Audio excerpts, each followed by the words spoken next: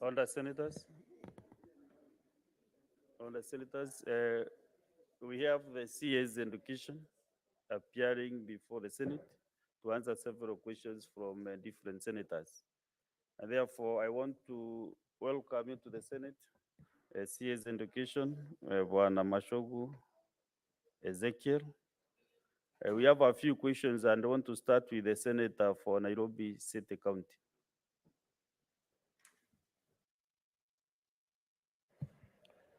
Thank you very much, Mr. Speaker. This is the question to the Cabinet And Secretary. sorry, let me give some guidance. I will call all the questions to be asked at the same time, and then we can give a few senators for interventions. So proceed. Most appreciated, Speaker. This is the question to the Cabinet Secretary for Education. Could the Cabinet Secretary confirm that Visa Usual Primary School in Westlands constituency, Nairobi, standing on LR number 209/5996, was categorized by the Ministry of Education as a public school in 1997? Secondly, Mr. Speaker, could the Cabinet Secretary provide the history of ownership of a said land and explain what the government is doing to settle the land dispute tussle, the land ownership tussle between the school and a private developer laying claim to the land? Finally, Mr. Speaker, let the CS for Education tell us what the fate of the 2,500 learners of the Visa in light of impending eviction by the private developer. I thank you, Mr. Speaker. The other two questions from Senator Morango, Senator for Kirinyaga County. Senator Girori Roberts approached the chair that she has been requested to ask the questions on behalf of the Kirinyaga County Senator. Proceed and ask the two questions simultaneously.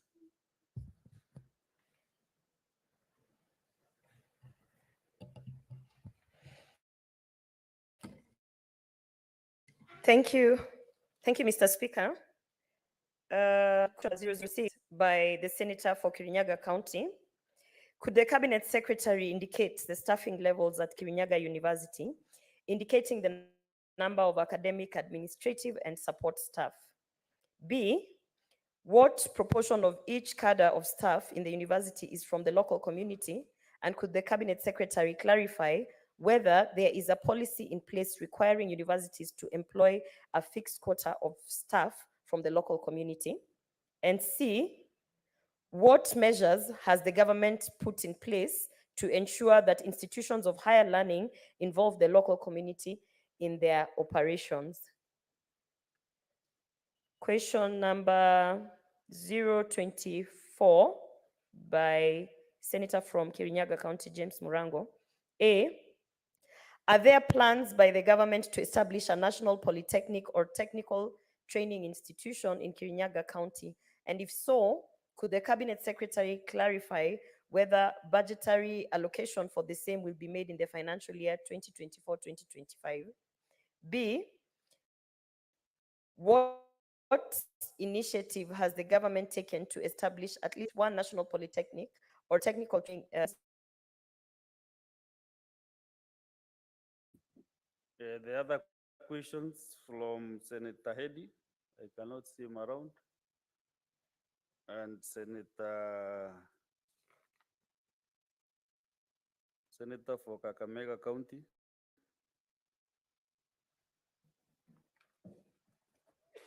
And Senator for Tharaka-Nithi. These three senators cannot see them around or any other instructions from them.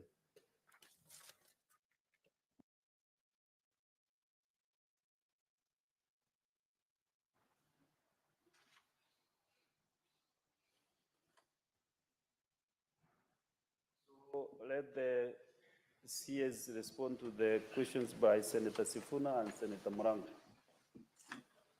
I'm told Senator Boni wrote a letter that he is not around. So, and Senator Ketch, maybe you come back and ask this question. Yeah, thank you very much, Mr. Speaker, sir, and the honorable members for according me this opportunity to respond to the number of questions raised by the Senate. I will start with a question from the Senator Nairobi County, which is about this particular school. And I want to state that the FISA also primary school was registered as a public school by the Ministry of Education, filed a registration certificate number PE/572/97, dated 12th August 1997. Again, the school was registered again to align with the status of the County Education Board on the 6th December 2016. Copies of the registration have been provided herewith. And in 2023, Honorable Speaker, the school was also approved to host the junior school. Currently, the school has a total enrollment of 2,535 runners, comprising 1,273 boys and 1,262 girls. They had 91 runners in ECD, 2,347 runners in primary school, and 742 runners in the junior school. There are 45 teachers employed by the Teachers Service Commission and 45 staff employed by the Board of Management and the Nairobi City County government. The school serves about 1,800 parents and guardians. Honorable Speaker, the land on which the school stands, that is LR number 209/5996, was granted by the government of Kenya to the FISA Oswald Community Nairobi Registered Trustees way back in 1954. The land was granted for 99 years, effective 1954. The conditions of the grant include that the land shall be used for the construction of a school, and that there is a terminate if the school ceases to operate as such, that is only for purposes of the school. The school initially ran as an all-Asian school before runners from other races were admitted in the year after independence, specifically starting from 1969. All along, Mr. Speaker, the school was run with teachers employed by the Teacher Service Commission on the understanding, of course, that this is a public school, and it also received monetary support under the free primary school program. However, the school buildings, on the other hand, were put up by the trustees. The question of whether the school is public or private, therefore, has been the subject of various court cases, and we have had protracted court cases for a number of years now, a total number of these cases being 5, which I'm sure the Honorable Senator from Nairobi is aware. The first one, Honorable Speaker, is Nairobi High Court Civil Case number 1474 of 2005, where the FISA Oswald community sued the then City Council of Nairobi.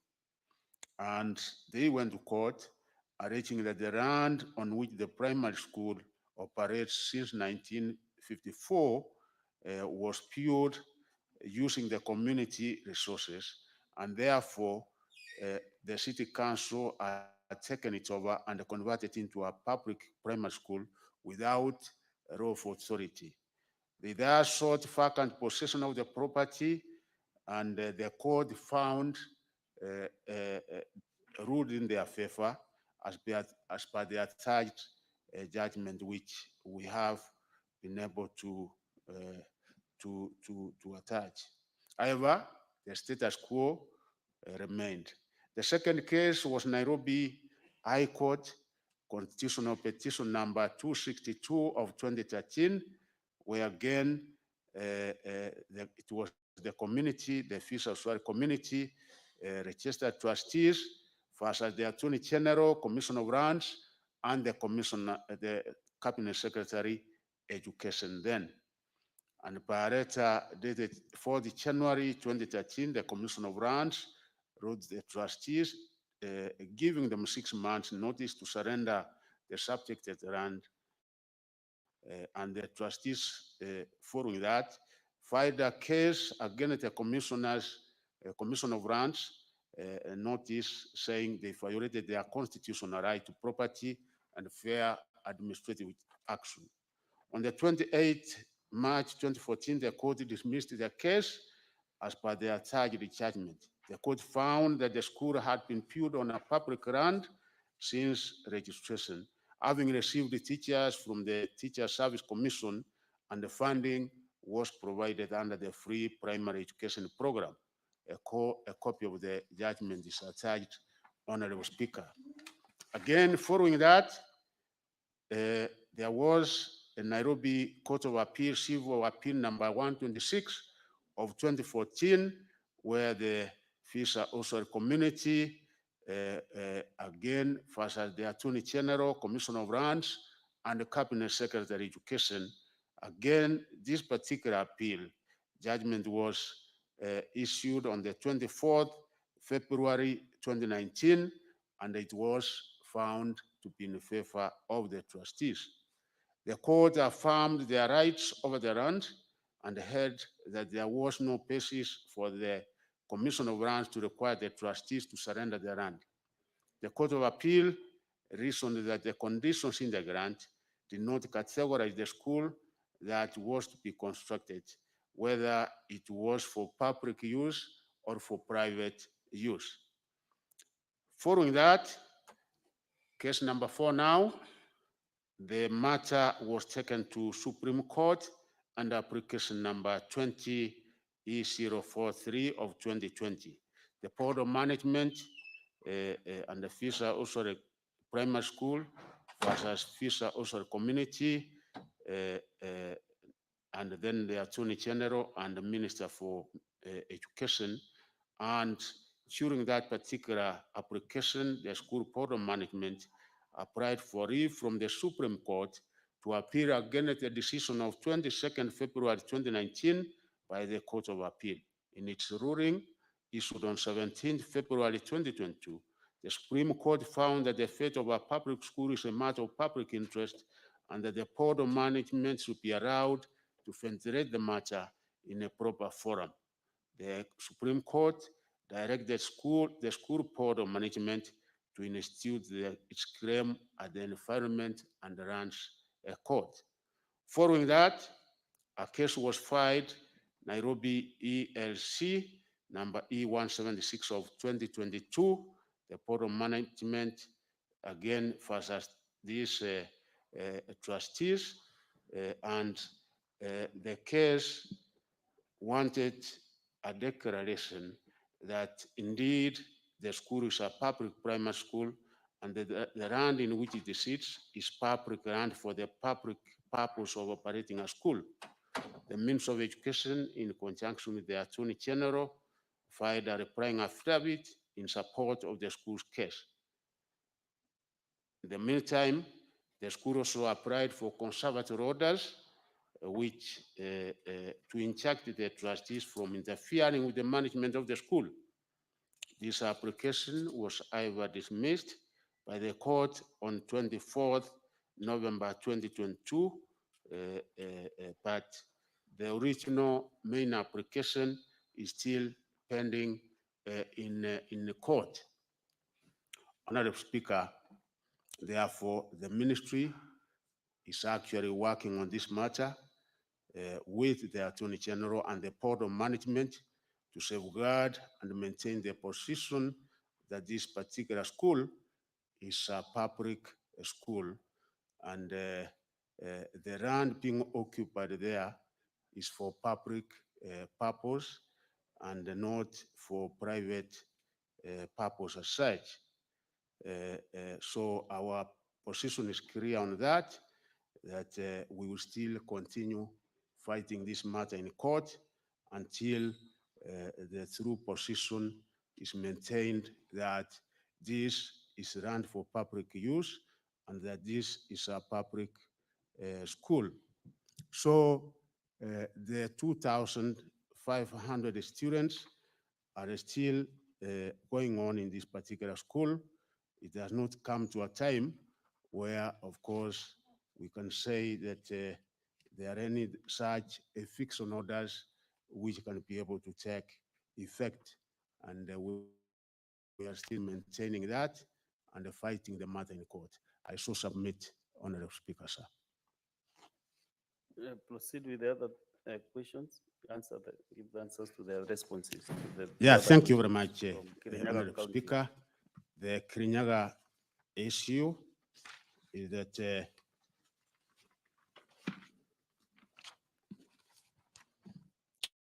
Kirinyaga University is a public university that was chartered. Possible, you can just summarize. Yeah, thank you very much, Honorable Speaker. That's better. Kirinyaga University is a chartered public university since 2016, and the total number of staff at this particular university is 284, Honorable Speaker, and out of these 284, 69 are from the local community, that is Kirinyaga County, whereas 215 are from other counties across the country. The total number of support staff is 48. Out of this, 30 are from the local community, that is Kirinyaga, which represents 62.5%.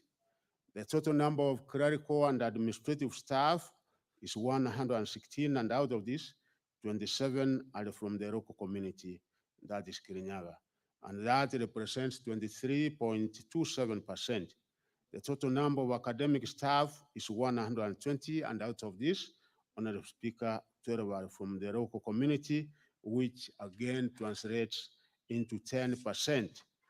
I have shown a schedule, which a table there, which is indicating clearly on this particular distribution.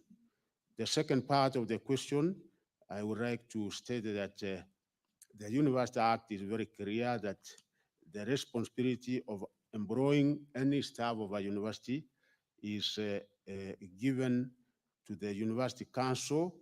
And of course, we are aware that the Constitution of Kenya, Article 232, provides that values and the principles of public service, particularly when it comes to matters recruitment, we must take into consideration the following factors.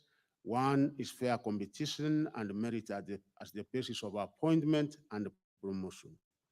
Again, it must be representative of Kenya's diverse communities, as well as affording adequate and equal opportunities for appointment, training, and advancement at all levels. So again, when you come to the National Cohesion and Integration Act, Honorable Speaker, it also reinforces these provisions of the Constitution, which clearly states that we must seek to represent the diversity of the people of Kenya in the employment of staff, and that no public establishment shall have more than 1/3 of its staff from the same ethnic community. So a university being a state corporation bound by all these public sector rules on recruitment and employment of staff, we are also ensuring that we comply as much as possible as this particular one is concerned. There is no given policy really, apart from the rules that have been able to state, which states that the employment must be of a fixed quota from the local community. But generally, the lower cadre, which is from grade 2 to grade 8, which comprises of the support staff and the junior administrative staff, they normally originate from the locality of the university. And this is not only for Kirinyaga University, but it's a pattern that we have all over other public universities. Particularly here, you can see that the lower staff, 62.5%, originate from the local community, which is Kirinyaga County. The impact to the local community is the other set of the question. I would like to state that the local community is very important in the context that it is within that particular community that the university operates. And of course, it is that particular community which has to create a conducive environment for the university, and in particular, the security and the safety of the students, even as they go out of campus once after a while. We rely also on the local community, and therefore their support is very critical, Honorable Speaker. It is also, of course, very clear that universities provide employment opportunities, and in the cadre that I've said, the rural cadre, it is the local community that is able to benefit. And even when there are casual employment opportunities, the members of the local community, particularly when we are having any construction sites within universities, which, as you are aware, have been quite a number, and even university farms, we engage casual employees from the local community. As well, the universities also embarked very positively on the local communities because they offer business opportunities such as accommodation, hostels for university students and staff, and also even the normal supplies to the university are also done by the communities. From the policy standpoint, Honorable Speaker, we always encourage universities to engage in research and also engage in community outreach, such that the findings of any research done can be of impact to the surrounding and the local community.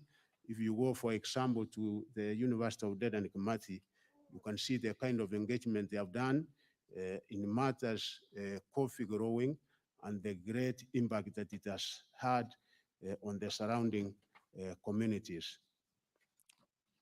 So in that particular question, I think we have covered all the areas. I would like to go to the other section also on Kirinyaga.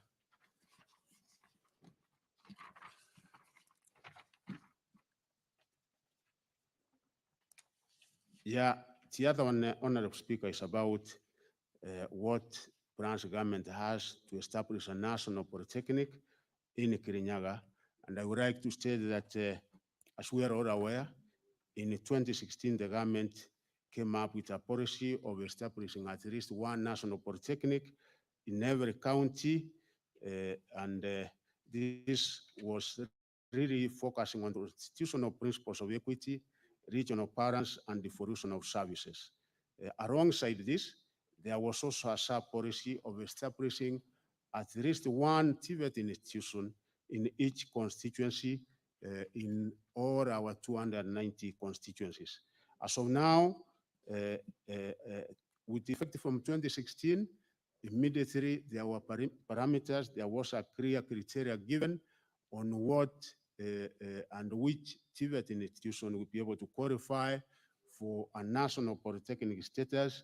Among the criteria that we followed were that the acreage must be a minimum of 50 acres, and they must have a title for that, and that they must have accreditation from TVETA for the programs that they offer must be approved by TVETA, and that it must also be situated in a high potential area where there is demand for TVET courses. And also, of course, once we establish a national polytechnic, there must be a request from the local stakeholders for establishment of such a national polytechnic. For the case of Kirinyaga, Honorable Speaker, we have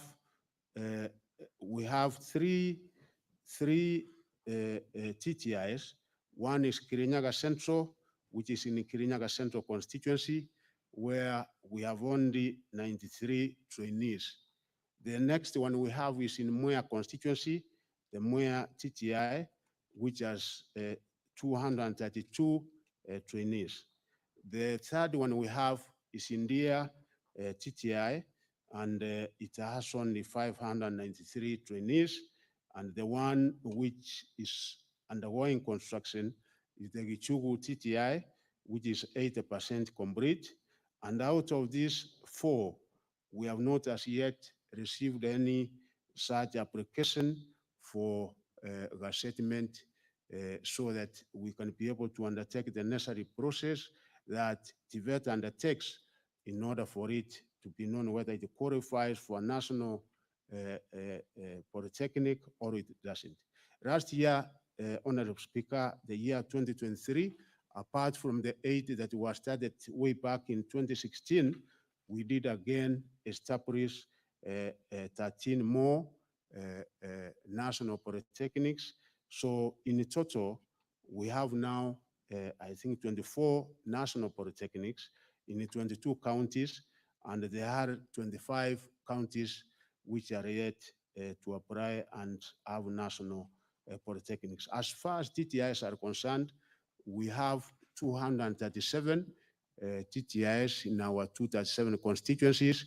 We have 52 to go. And in this particular financial year, we were able to get funds to construct 15. So after this financial year again, we will remain with 37 because progressively as we get funds, we want to build one in each and every constituency.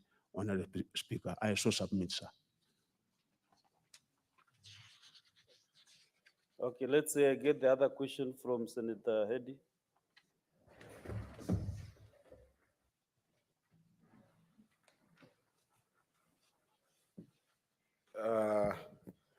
Thank you, Mr. Speaker, and good afternoon to CS. Pleasure to have you here.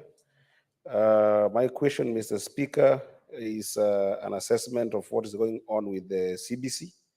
And therefore, I'll start with asking the minister about what progress has the government made in putting up necessary infrastructure, including classrooms, libraries, and laboratories in readiness for the enrollment of the first cohort of the competency-based curriculum, that is CBC, class to join grade 9.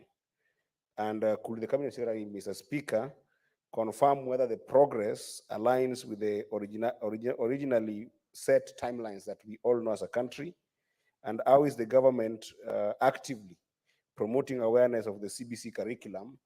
And could also the Cabinet Secretary in that clarification help us understand whether the government undertakes consultations on curriculum review with other key stakeholders, and of interest for us, Mr. Speaker, would be parents, teachers, and publishers. And lastly, Mr. Speaker, if the Cabinet Secretary would be kind enough to also provide an update on the implementation of the recommendations of the Presidential Working Party on education reform, because that particular task force is had some very interesting timelines that we don't know that will be achieved before our children join grade 9. I thank you, Mr. Speaker. Honorable CS. Yeah, thank you very much, Honorable Speaker and honorable members. As you are aware, Honorable Senator Hedy, junior schools across the country currently have an enrollment of 2,279,052 and 52 runners in grades 7 and 8. Of course, as we know, in the old system of 844, we had classrooms in standard 7 and 8, which as of now, those ones have transitioned to senior school, which is our secondary schools. So as far as grade 7 and 8 are concerned, we don't have a problem as far as classrooms are concerned. The ministry has also done a needs assessment and determined that we have a shortage of 15,021 classrooms for those who will be transitioning into grade 9 next year, the year 2025. We have tabulated the number of classrooms we require countrywide as per county, and have attached the table there for members to be able to confirm. Honorable Speaker, the government has also taken proactive steps to ensure that the infrastructure requirement for 2025 is in place. And for that particular purpose, the government has been able to allocate a conditional grant of 3.39 billion to the National Government Constituent Development Fund, which is being distributed across the constituencies, of course, taking into consideration the needs assessment which we have done covering the entire country. The CDF, we have agreed, is also supposed to match this funding from their allocation, such that once we do one classroom using these funds, they will also be able to do another one classroom. Out of this, we expect that we should be able to do 6,000 integrated resource centers for our junior school. Additionally, we have engaged World Bank, Honorable Speaker, and we have an allocation of 9 billion money, which we are also using to ensure that we construct another 9,000 classrooms, which in total will make 15,000. So we are working hard this particular year in order to make sure that the necessary required infrastructural development in our schools is done in readiness for admission of the grade 9, which will be domiciled in the existing primary schools. And I want to emphasize on that point because grade 9 will be in the existing primary schools. They are not going to senior school. Senior school, they will be able to go after grade 9. And promoting awareness, we have taken a lot of steps to ensure that we promote awareness on the CPC system through an inclusive and participatory process. One such process, Honorable Speaker, was undertaken way back in 2019, but before then, we know that we are undertaking our first implementation of CPC since 2017, where we have 2 years pre-primary, 6 years in primary, 3 years in junior school, 3 years in senior school, and 3 years in university. That is the kind of structure we have. And the implementation of this particular structure, Honorable Speaker, was based on session paper number 1 of 2019, which was a policy framework for reforming education and training for sustainable development in Kenya. The same session of paper was presented in Parliament, the last Parliament. It was debated and approved, and it is on the basis of that particular policy paper, which was approved in Parliament, that we have that particular structure in place. We have also embraced various other methods in order to create awareness, such as public forums, press releases, circulars, and visual statements to convey information on key issues in CPC, such as the domiciling of junior school, and also the guidelines for implementation of the junior school. We did have various public forums, and including the rationalization of the running areas, because we have been able to reduce the running areas as recommended by KICD in almost each and every level. The other state agencies which are very much involved in... Honorable, sorry for interrupting you, but I think Senator Andy seems like he's satisfied with your response. Yeah, so if you can summarize. Yeah, thank you. So that I can Thank give you. a few The senators Presidential Working some Party. 2-3 minutes to ask Yeah. their supplementary question. Yeah, the Presidential Working Party, if I can summarize in this. Senator Eddie, because the response is with you, if you are satisfied with the response from the CS, then we can save some minutes for the other senators. Are you?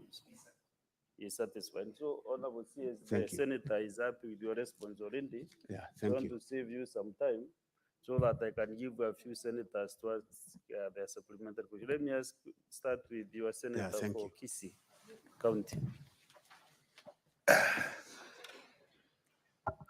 Thank you, CS. Mr. Speaker, this is actually for me the first time that I have been in this house when the CS is giving an answer, and you know he comes from my county, so I'm happy to see him. CS, I wanted to ask you, because if you look at all the technical vocational training institutes which are actually under your ministry, they seem to be having a problem, and that is most of these TVETs are being managed and run by the county governments. And yet there's supposed to be an interface between them and whatever that the county governments are doing. The question I wanted to bring on forth to you is that you know that primary schools are given bursary fundings, secondary schools and even university students. And the problem is that students who go to technical vocational training institutes are actually supposed to be getting bursaries, but we do not have those lists. I, as a senator of Kisii County, Waziri, I don't know whether I should expect the county government to pay their fees, or their bursaries, or whether it is your ministry that is supposed to do that. Number two, I have only one supplementary question. just one more, sir. Senator Mofaya asked a question I just skipped in my mind. That he has a Just question. one more. It won't even take 20 seconds. Please. The question, the last one I would ask is the way you have given conditional grants to CDF, and this is money that is going into CDF construction projects in primary schools and secondary schools.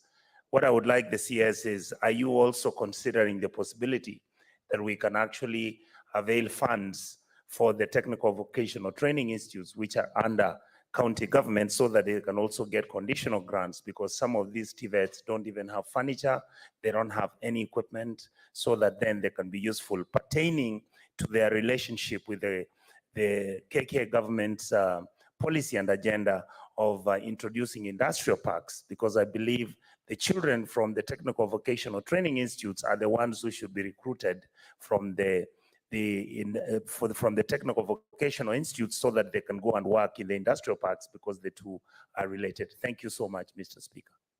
Before you answer, Senator Mofaya, Mwenda Kataya, ask your question. Thank you, Honorable Speaker. I am seeking to know from the minister whether the county cabinet secretary stated when the government will distribute 9 billion allocated to Kamutwandu Primary School in Gatunga Ward in the Tharaka County for infrastructure development, being the balance of 10 billion, which was allocated to the school in the financial year 2019-2020. At the same time, Honorable Speaker, the Cabinet Secretary could he explain the reason for the delay in the disbursement of the 9 billion to the school, because it has taken quite a lot of time before this money was distributed to the school. Answer the two questions. Yeah, thank you, the Honorable Speaker, sir. To start with the question from the Honorable Senator from my county, Kisii, is that we have two categories here. One that is under national government, which is technical training institutes, which are under national government, which I said the government policy is to ensure that we establish one in each and every constituency. And up to now, we have 238 so far established. We have 52 to go. And this particular financial year, we have a budgetary allocation to do 15 of them. And therefore, we will be able to remain with 37. And out of this, it is government which provides funds, like for each of the 15, we have been provided with 52 million, and the constituencies are also supposed to give 10 million, so that the total cost of each and every one of them will be 62 million, not more than that. For these ones, again, the students going into these particular colleges, the government gives capitation. Based on the numbers, based on the enrollment, we give capitation to the students joining these particular TTI colleges. And again, even the students also enjoy getting loans from Higher Loans Education Board. They also enjoy special grants which the government gives. For vocational training centers, which is clearly spelled out in our constitution, Schedule 4, which of course separates functions of national government from county government. This is the preserving responsibility of our county governments. And before 2021, Honorable Speaker, national government, as you are aware, used to give a conditional grant to the counties for purposes of these vocational training centers to cater for equipment in these particular vocational training centers. But following arguments, and I think consideration between the national government and the county governments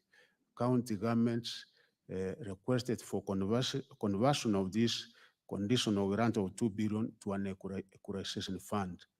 Ever since that time, unfortunately, the money is given out by national government as a equalization fund, and it is not used purposely and strictly for purposes of vocational training centers. And some of them are in a pathetic situation. We had in a discussion with the county governments through the Committee of Education, Governor's Committee on Education and the Ministry of Education, what we can be able to do in order to have these particular vocational training centers serve the purpose for which they were intended to serve. Because if we also don't get it right here, the kind of technical staff, skilled people with the kind of competencies we require at that particular level, it will be quite a challenge. So we are aware of the problem with vocational training centers. We don't extend any capitation from national government to these ones because it is the county governments which are supposed to be responsible.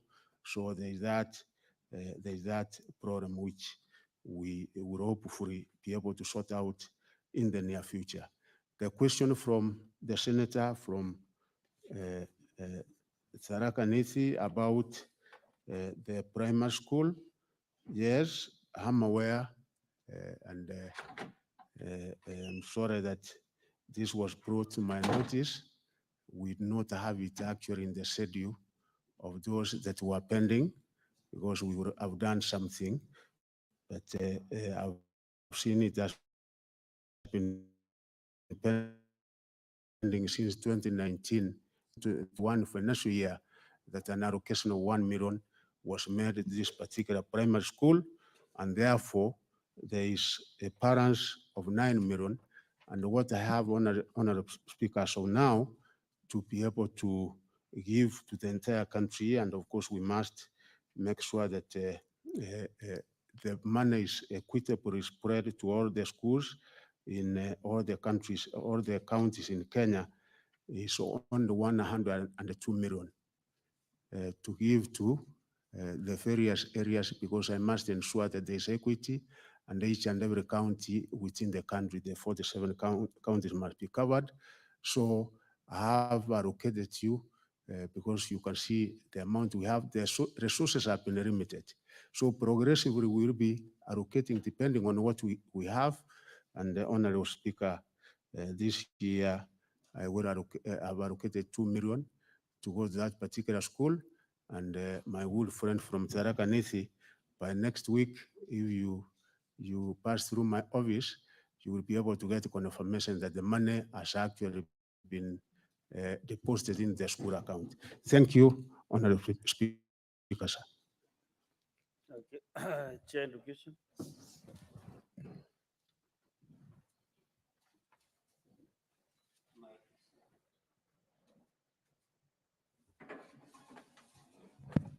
Thank you, Mr. Speaker. I have, and I beg that you allow me to kindly ask Chair Education to place 2 questions to the CS. Thank you, Mr. Speaker. The first question relates to what Senator Eddy has asked, and this is about preparation, Mr. Speaker, on the admission to grade 9, which the CS has handled very well. But my question to the CS is, What arrangements are there, even as we gear towards 2026, when we are going to admit the first lot in senior secondary school, that is grade 10. And why I ask these, or most specifically, for the CS to let the House know, Mr. Speaker, because we know that there are going to be 3 pathways in secondary schools as we know them today. There'll be STEM, there'll be arts and sports, and there'll be, if I'm not wrong, languages and business. So the clarification that I'm seeking, Mr. Speaker, is will we have specific schools offering specific pathways, or all schools at grade 10 will offer all the 3 pathways? That is my first question, Mr. Speaker. Number 2, and which concerns me as chair education, because people keep calling us, is from, I think, from an appearance by the PS Basic Education at the National Assembly, where he said that government or the ministry is being forced to reduce capitation to secondary school students, which has stood at over 22,000 some hundreds, Mr. Speaker.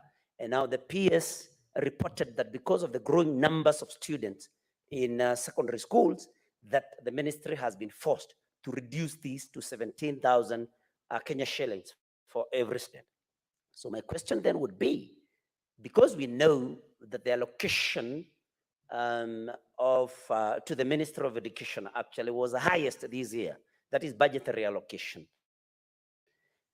are there no internal mechanisms of seeing to it that we allocate more to capitation from whatever has been allocated, so that students continue receiving the 22,000 Kenya shillings, if not more? Thank you, Mr. Speaker.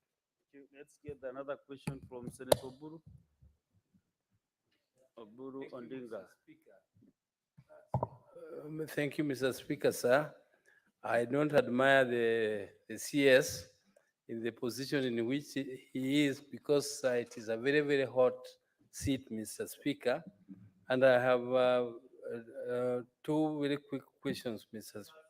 And because of time, more sensitive. Mr. Speaker, on the Visa Oswald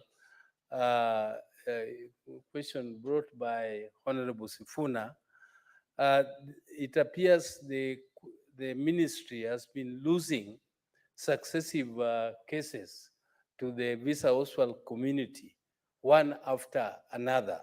And now they have even gone to the Supreme Court, and the Supreme Court referred them to some environmental courts, and Mr. Speaker, they have lost again. Mr. Speaker, why you put the 2,000 students in jeopardy? Why does the ministry consider, if you can't defeat them, join them? Why can't you consider, because that trustee is not individual, it is not private, it is for the community, that community called the Oswald community. Why don't you negotiate with them so that the school is managed by the public, by the ministry in perpetuity, and they continue to be there calling themselves trustees, and the students are not jeopardized? Why don't you consider that option? Because we know schools where that happens, Mr. Speaker. If you allow me, Mr. Speaker, just on another question altogether, on the one of Polytechnic, of TTCs. It's a direct question. So Yeah, also- direct, Mr. Speaker. This is a direct question. What kind of representation do you have? Why do you keep on losing cases? Because I have a TTC in my own constituency, Bondo, where it was so clear I'm the one who paid for land, 10 acres for that TTC, and it was lost. They lost the case. What kind of representation do you really have legally for yourself? Why do you keep on losing such cases? And how many faculties are supposed to be in a TTC or a TTI? You call it TTI. In a TTI, how many faculties are you supposed to have? Because that one we have was supposed to have 5, and we only have building and civil engineering only. The others, like the The others which were to be there are not mechanical, electrical, and all the others. There was supposed to be 5, and none of them is there. How many are supposed to be there in a TTI? Senator Chute. Thank you, Honorable Speaker. Mine will be a very quick one. Under Article 43(1)(f) says that every person has the right to education. In Marsabit County, North Horr constituency, there is a problem amongst the Muslim community and the board of North Horr School on wearing of hijab. Is the minister aware that that problem, which has occurred in North Horr, if yes, how is he going to solve that problem? Thank you very much, Honorable Speaker.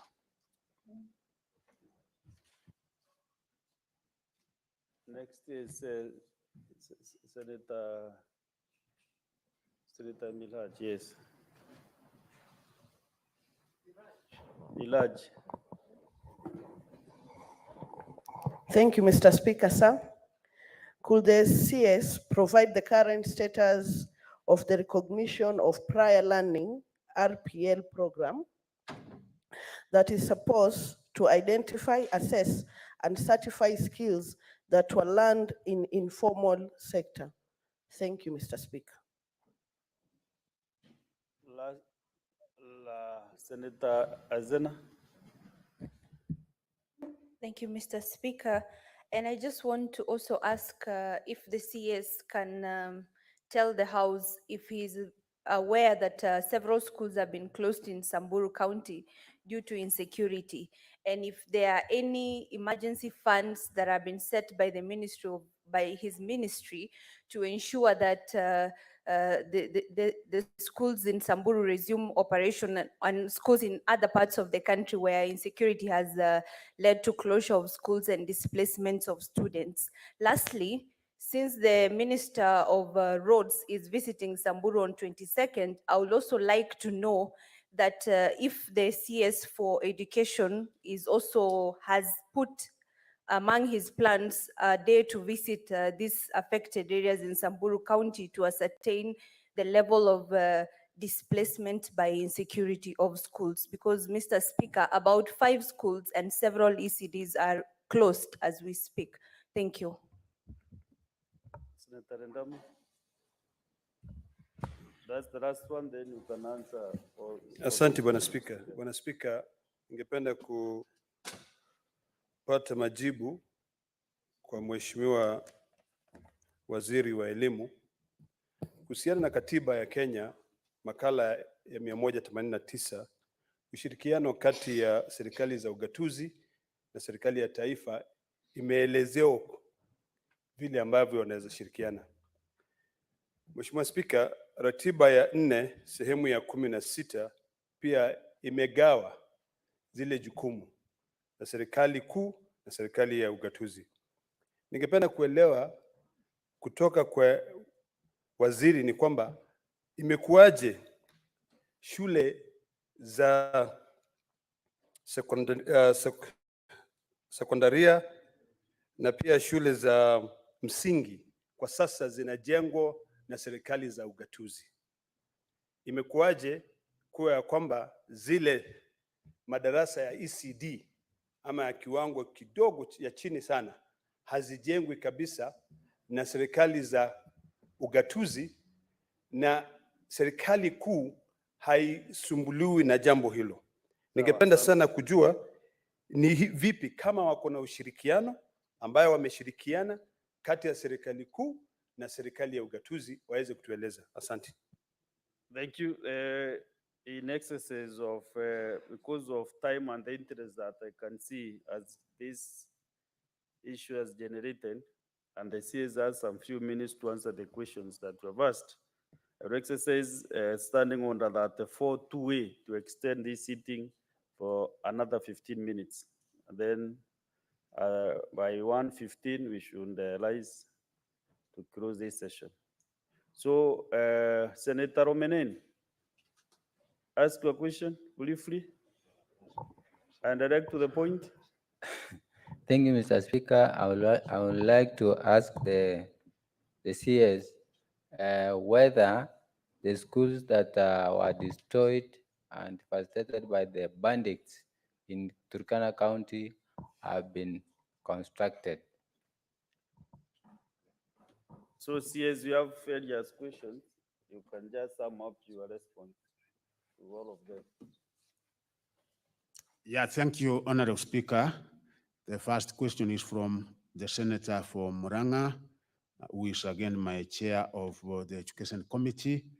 I would like to assure the House that all the necessary preparations, Honorable Speaker, for senior school, which will commence with effect from 2026, are in top gear.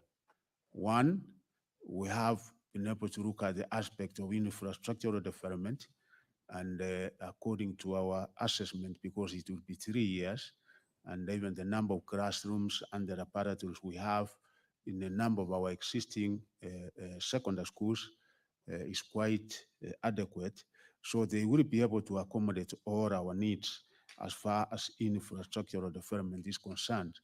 Again, Honorable Speaker, you can be able to confirm that this administration, ever since 2022, we have been able to put in place very good arrangements for teacher recruitment. Up to now, we have been able to recruit 56,750 teachers, right from primary to junior school all the way to senior school. And in order for us to be able to prepare these particular teachers to be properly equipped in matters of junior school and even senior school, we have undertaken a retooling, particularly on areas of pedagogy.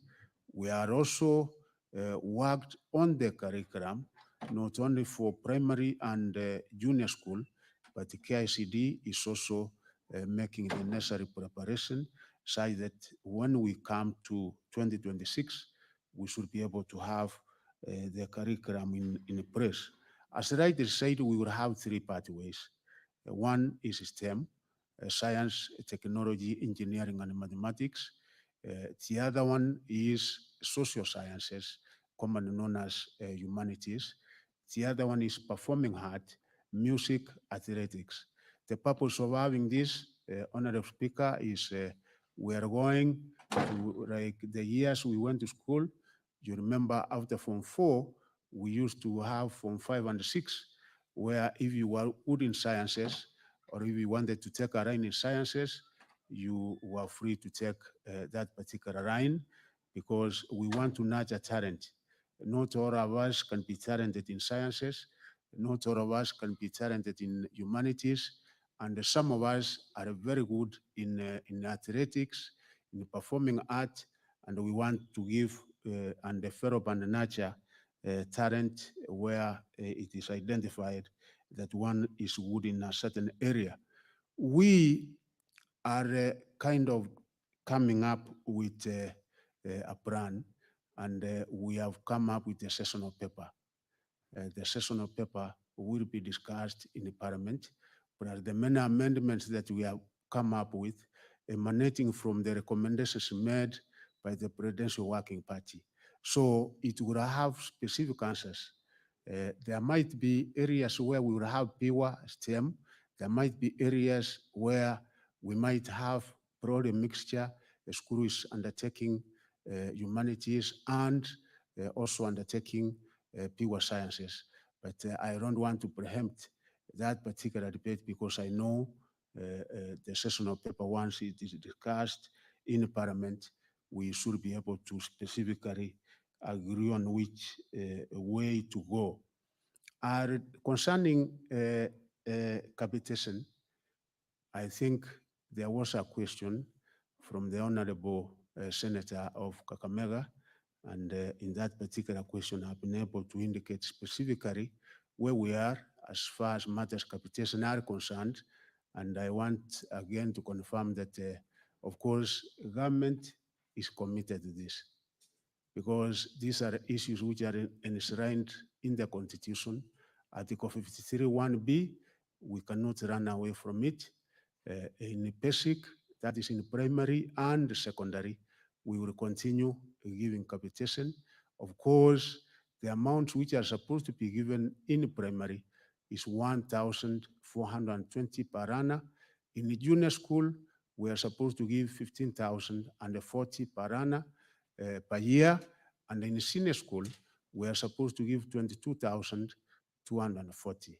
But for the last 6 years, because of the reducing allocations, if you see what I've given in that answer, from the year 2017-2018, the amount given was not exactly 22,000. It was, I think, 21. Progressively, as years have moved on, like last financial year, the amount we were able to give was 17,000 per annum. And we are having discussions with National Treasury on this. The cabinet has been able to direct accordingly, because allocations to education are based on real numbers. The enrollment of our students, whatever level they are, such that it is based on that we are supposed to get allocations. And I think we are putting up a good case, because we think once the National Treasury and the Parliament allocates adequate resources, meaning we restore the figures as given way back from 2018 at the 22,000 for senior school and these are the amounts for junior school, then our schools should not be able to undergo the kind of challenges that we are undergoing now. That is where we are. But moving forward, we are hoping that things will be better than they have been there before. The question from the Honorable Senator Oburu Odinga about losing cases. Out of the 5 cases that we have had in court, Honorable Speaker, we were able to win 2 cases and we lost 3. You know, when you go to a court of law, sometimes you win, sometimes you don't. So we are putting up a very, very serious fight, and we are hopeful because, you know, when the ministry is taken to court, we also prepare the necessary required documents, and it is the Attorney General, as it were, who represents us in this particular. So hoping that not going to let it go. Engagement with the local community members, you know, this particular school, before the government came in and said no, parents should not be able to give an amount of money. It used to operate in a way, public school, government is giving everything, but there were individuals charging money, kind of school fees. Ever since the time we stopped this, that is when the problem came about, because we said they should not be able to charge parents because it's a public school like another. So that's why you see now the fight where they want to gain control of the school, where then it will be able to operate like a private school kind of. And the faculties in the TTIs, it depends and varies from one TTI to another, but we are encouraging all our TTIs that particularly technical courses, building and civil engineering, electrical, all those automotive, mechatronics, and of course, there are a few other business courses which also you find business, design and fashion, hospitality, you will find some doing agriculture. So it varies from one TTI to another, but we are encouraging that each and every TTI must have at least a minimum of 5 such faculties programs, and that is why the government this last financial year was able to employ 1,300 trainers. This year we are in the process of hiring another 2,000 trainers so that our TTIs can be well equipped as far as teaching and other equipment are concerned. We are also acquiring equipment this year, 71 of them, for 71 TTIs, such that they can also be able to have equipment in order to undertake all the required programs in any given TTI. I'm not aware about a case concerning Pondo that again, we roasted that case. We have taken note of it, and I think we should be able to take it from there. Marsabit, I think the Honorable Senator knows that ever since my appointment, I've been in Marsabit 3 times. We have been able to engage with the local leaders very serious around matters education, and we have been able to agree on the way to go, including I was the chief guest in Marsabit during the education day attended by including the local members of parliament and the governor. And I think what we agreed to do on matters education so that we are able to improve the quality and the performance, we will be able to cooperate in order for us to be able to do that. Samburu County, I'm aware there have been those cases, particularly Baringo and Turukana, and because of that, you are aware that we were able to give funds to Turukana schools. Honorable Senator can confirm. And As a minute, Honorable CS, what is your point of order? Mr. Speaker, a very quick one. My question was about Notor on the issue of hijab wearing in Notor. There's a problem, and that is yes. what I I will answer that one. I will Thank you remember. very much. I will answer that one. So, Samburu, probably I require to know the specific names of schools which have been closed down because of acts of banditry, and in cooperation with my colleague in internal security, we should be able to work on that. And where we have been able to remedy the situation, like areas in Baringo and Turukana, we have taken steps of reopening those schools. So, Madam, I think we can engage so that you tell me the specific schools, and we see what mitigating factors we can be able to undertake in cooperation with other agencies in government, and any particular means of internal security, so that we have the schools reopened as soon as possible. Honorable Speaker, recognition for prior running, I'm happy to report this House that this is a policy which has been running somewhere, but we have been able to take it up. We were able to engage public participation. We also took it to cabinet. It was approved, and I'm rolling out that policy. The Deputy President of the Republic of Kenya will be the chief guest on Friday, and it will give an opportunity for many of our young people, because there are so many people who are qualified. They have the skills and the competencies of making anything, but they don't have certification.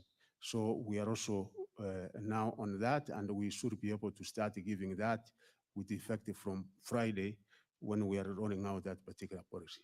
I'm aware about the Marsabit. I've had a meeting because there are schools which were established by Catholic. There has not been any problem for many years, because those schools have been there for almost 20 years, if not more. And the Senator knows there was no problem. We had an isolated incident last year in one school, and I think there was a recurrence of the same this particular year. We have directed the local community, the Bishop of Catholic. Honorable says we shouldn't be concluding. So we have directed the local community to engage, Maybe you are and left I with hope the they should be question able to from get an Turkana amicable solution in this. Finally, my friend and the neighbor from Narok is that yes, we are distinct two levels of government, but we complement each other. And that is why I said, particularly on matters of ECD, we issue policy on matters where the county thinks that they can be able to come in and support an educational institution such as a primary or a secondary school. We cannot say no, but as you know, it is mainly the members of parliament who are able to support us as far as infrastructure is concerned. So we really collaborate and assist each other. Maybe Thank you. in 10 seconds, you comment on Turkana schools. Yeah, as I said, the Turkana schools, actually, we have been able to repute 5 schools. We gave 100 million to Turkana. The member of parliament is aware. I personally went to Turkana, and Honorable Speaker, I think some of those schools have been reopened. Senator Romenen, you just confirm with the office, and also Senator Zena, you confirm with Yes. the CS Yeah, thank at you. his office. So Honorable CS, thank you very much for your time, for getting time to come to the Senate to answer the questions raised. And therefore, I want to release you so that we can conclude our business.